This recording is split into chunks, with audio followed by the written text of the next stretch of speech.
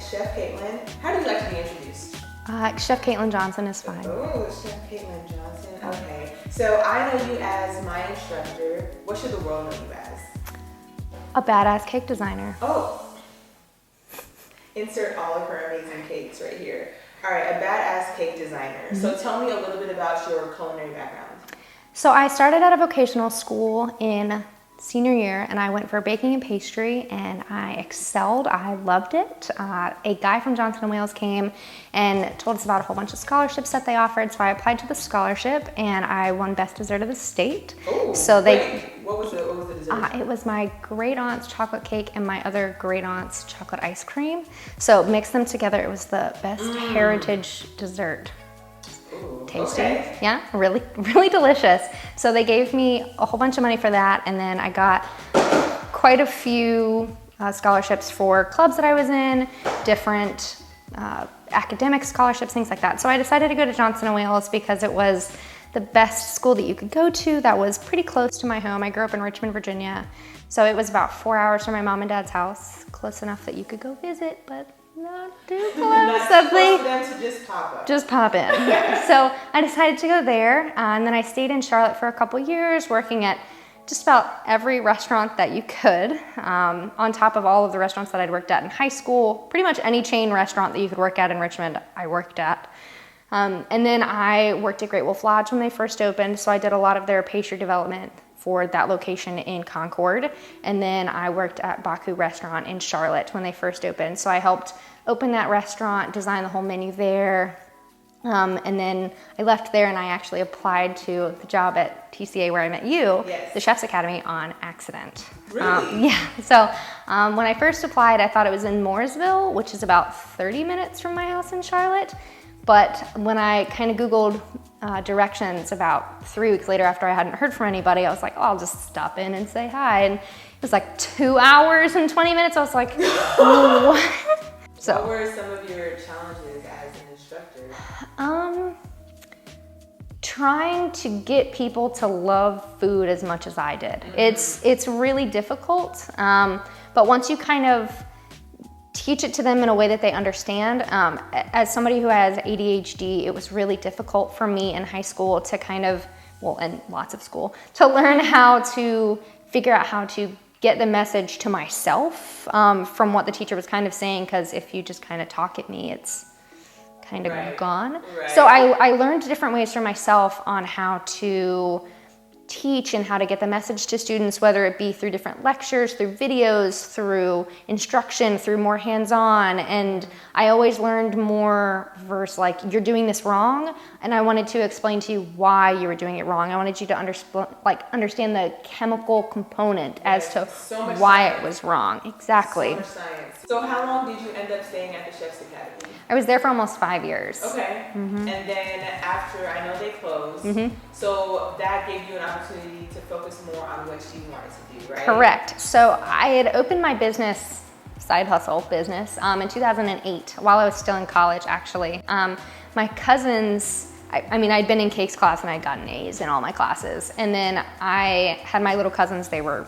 not even born yet, and then like 4 or 5, not very old. My aunt was like, I really need a birthday cake. Can you make him a birthday cake? I was like, I guess, maybe. I had just gotten my first job at a cake bakery. I was terrible, not great at all. You probably think it was terrible. It was terrible. It was not great.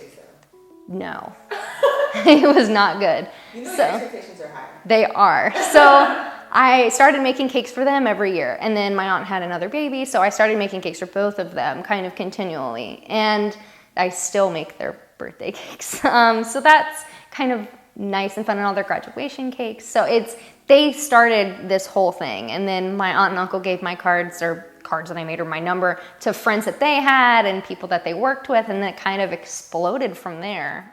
So as we're talking about your transition from being an instructor at the Chef's Academy to owning your own business, what are some of the things that you learned along the way that is helping you with your success?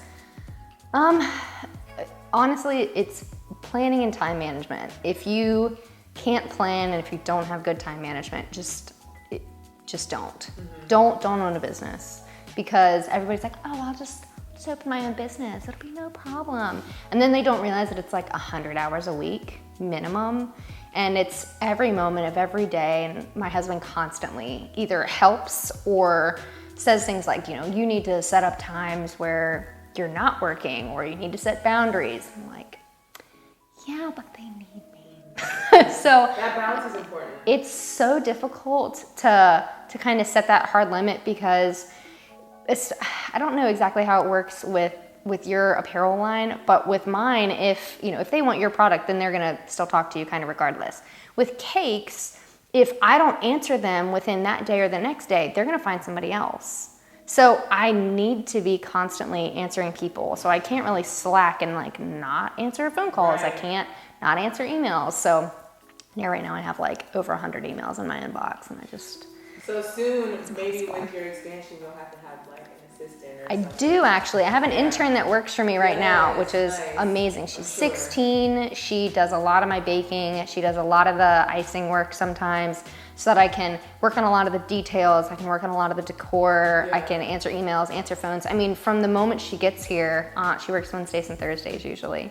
So from the moment she gets here, the phone rings off the hook. And she's like, I didn't think that it was that bad. I was like, it's bad. I literally can't get anything done. Yeah. I mean, in May, we did 35 cakes in 3 weeks. I was just gonna ask, my next question was, how has the business been affected during COVID? I know you opened this last year. Yeah. So how have you been balancing and all of that? So in 2018, we did 50 cakes. 2019, we did 150, and 100 of them were weddings. In 2020, we did 208 cakes. And then this year, in the first 6 months of the year... 208 In the first 6 months of this year, we've done 175.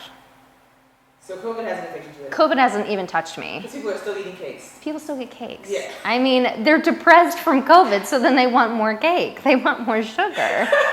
So they're just kind of eating their feelings. I feel like since COVID, a lot of people have been focusing more on supporting smaller businesses. Yep. Everybody is more support local, because it's all the big boxes. Everybody's seeing like how prosperous they are and how great they are. And with COVID, and they saw everything shut down, it hurt everyone. Right. We, in the first, I don't even remember the numbers that I did. In the first 3 months of 2020, I did 9 cakes, and I did 67 on the first 3 months of this year.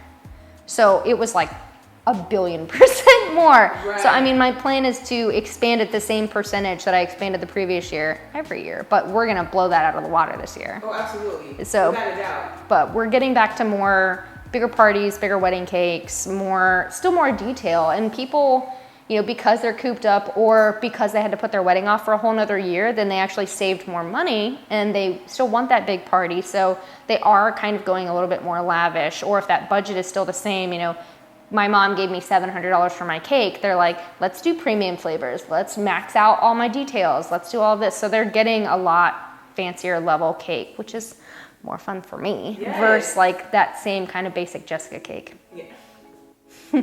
So I want to ask, what does a cake consultation look like? Yeah. So if I were to email you and I'm like, I'm having a wedding, I want a cake, what is the next steps? Like, how does one order a cake from Capital Cakes? Yeah, so we can do it kind of 2 different ways.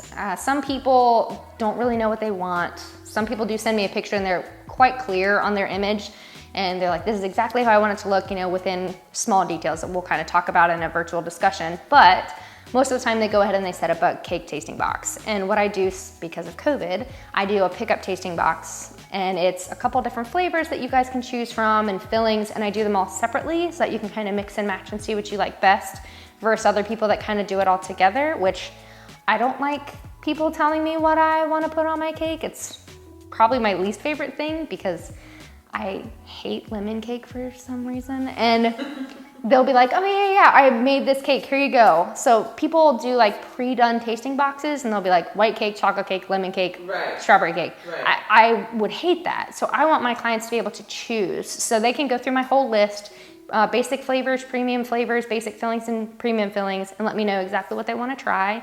It's $2 per cake flavor per person, and then $2 per filling to share, and then vanilla buttercream is included, so they don't have to choose that. I mean, obviously they shouldn't have to, it's over their whole cake, so why not? Follow us on Instagram on Capital Cakes NC.